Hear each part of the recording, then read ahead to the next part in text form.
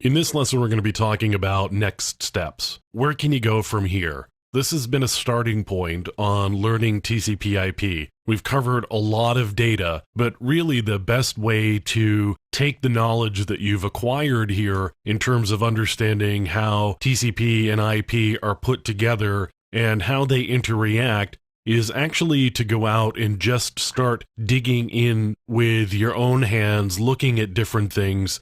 And you can either do that by just doing some packet captures on your own network and taking a look at how things interoperate with one another.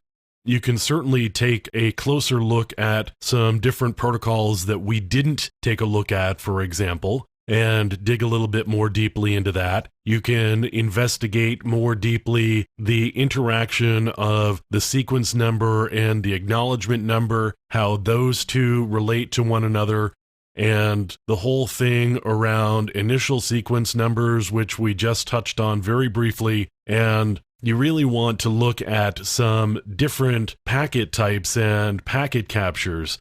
Here, for example, is a packet capture from the SQL Slammer worm that took place several years ago, was kind of a big deal. There are a number of other packet captures that you can download and take a look at without maybe having direct access to them yourself. wiki.wireshark.org has sample captures available. It's not necessarily an extensive list, but there are certainly some packet captures here that you may not necessarily get to look at yourself. So you could look at spanning tree protocol. You can look at AirTunes. You can look at a wide variety of different packet types and see how they're put together. Then just get your hands on applications where you can and see how the applications interact over the network.